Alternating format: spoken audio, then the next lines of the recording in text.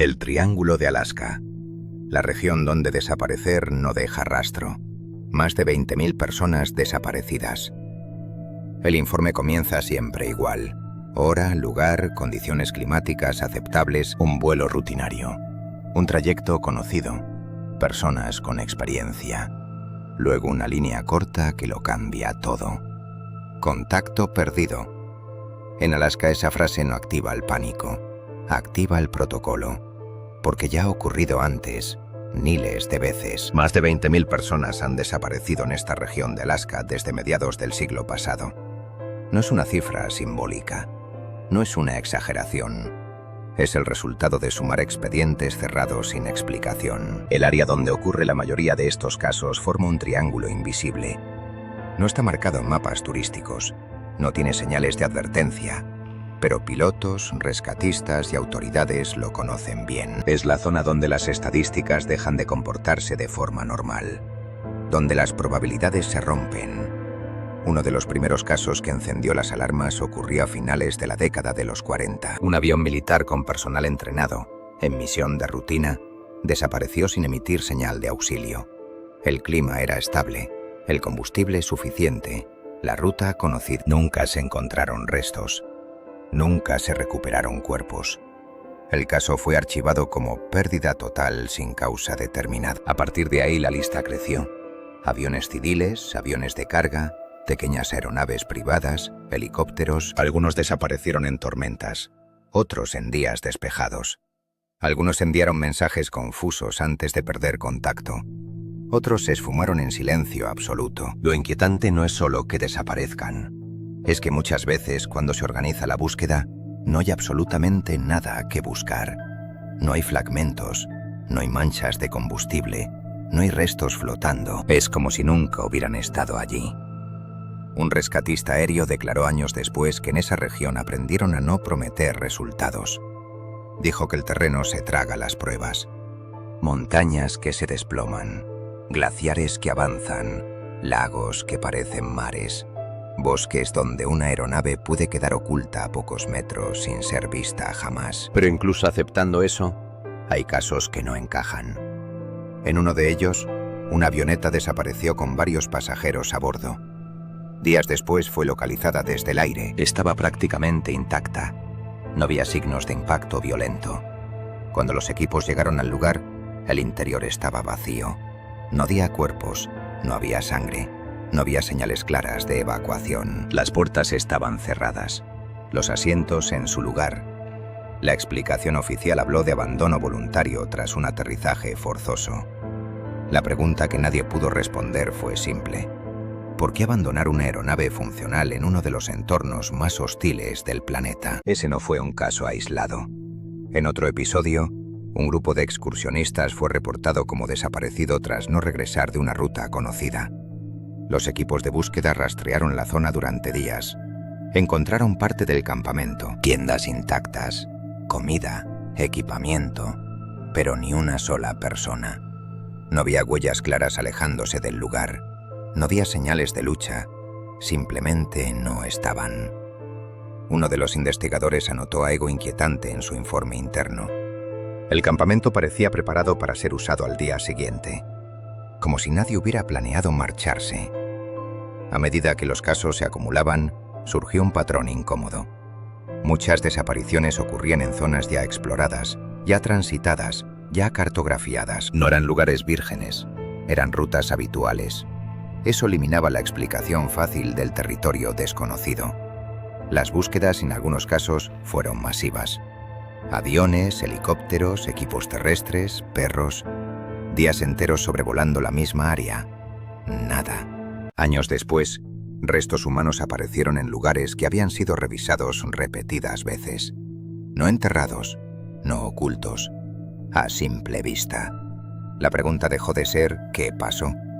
Pasó a ser ¿cómo no lo vimos? En una de las desapariciones más desconcertantes, un pequeño avión con un político conocido a bordo desapareció durante un vuelo interno.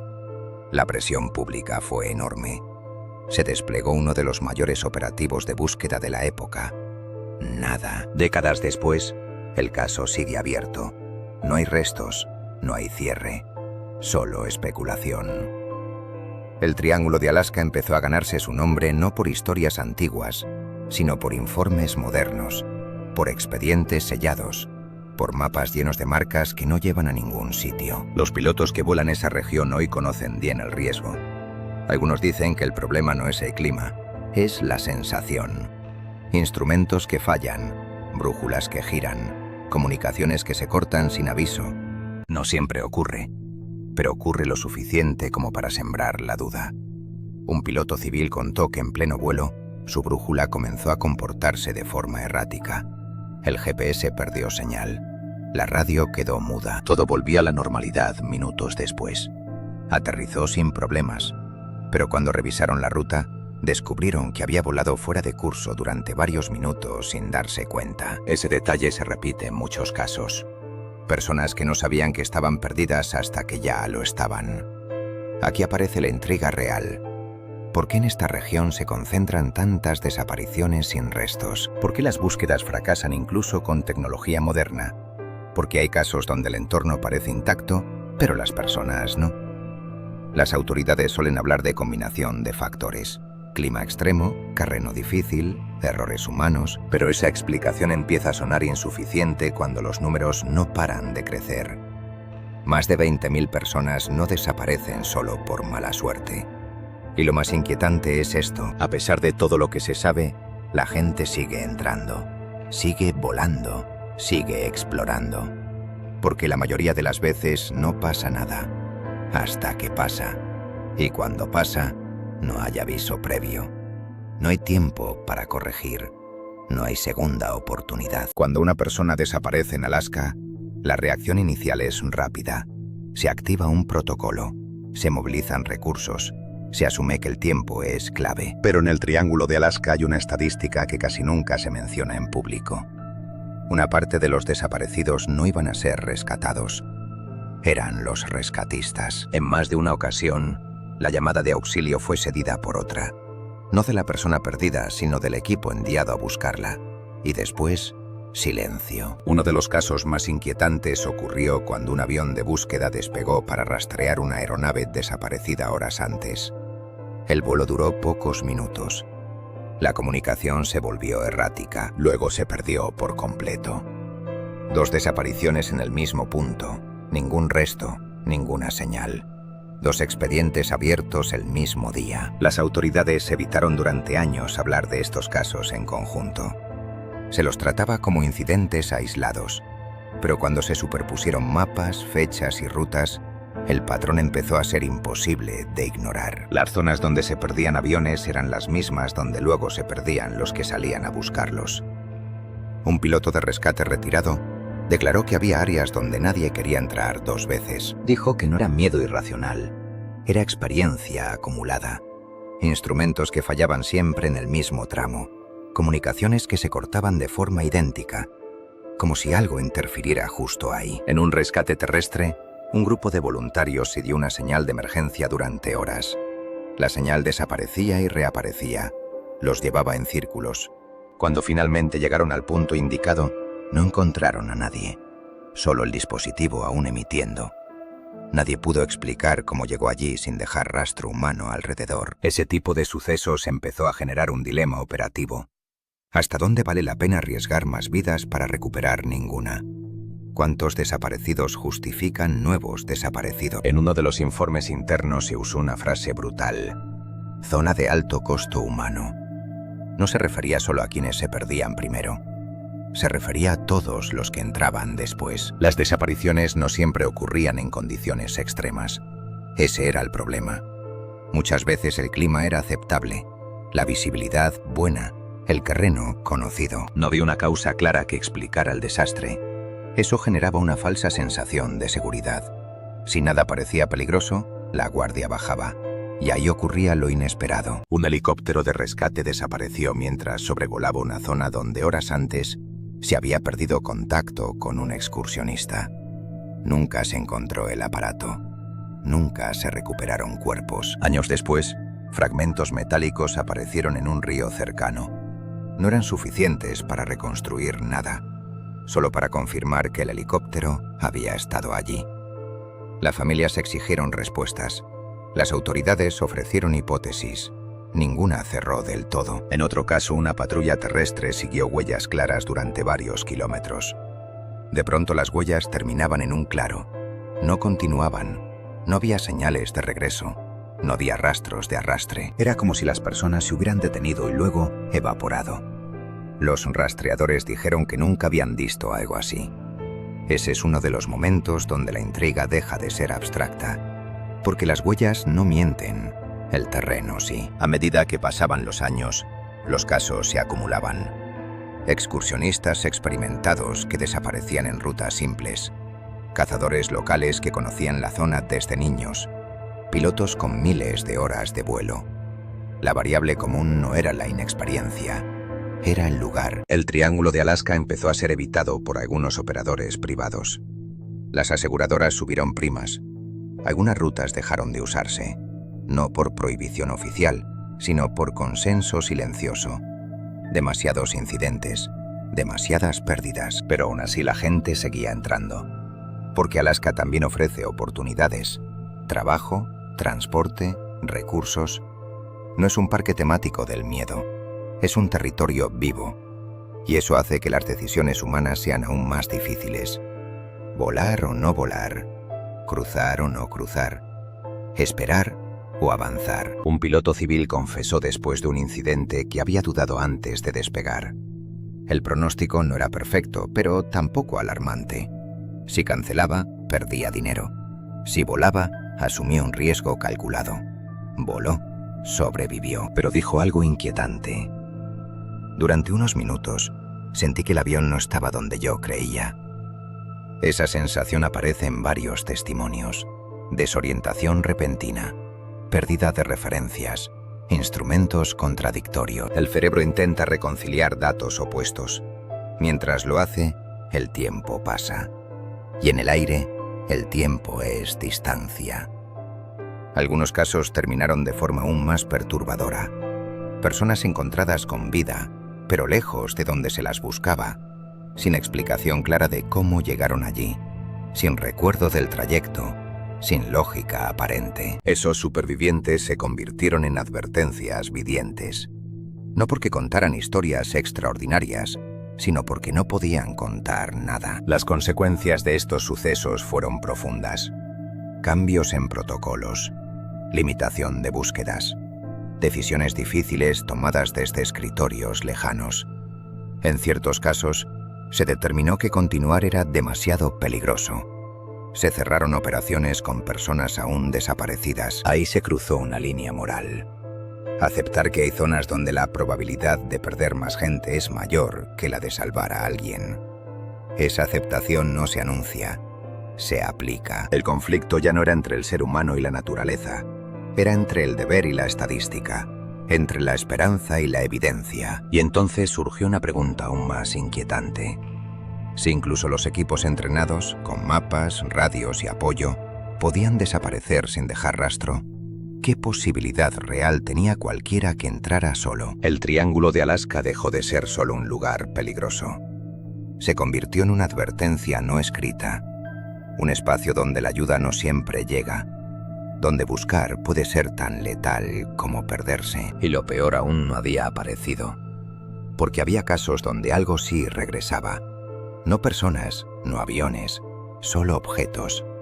Y esos objetos no estaban donde debían estar. En el Triángulo de Alaska, lo más perturbador no es lo que desaparece, es lo que vuelve a aparecer cuando ya nadie lo espera. No ocurre de inmediato, no ocurre durante la búsqueda, ocurre después, cuando el caso está archivado, cuando los recursos se han retirado y cuando la mente colectiva ha aceptado la pérdida. Uno de los patrones más inquietantes es este. Restos humanos encontrados años después en zonas que ya habían sido revisadas múltiples veces.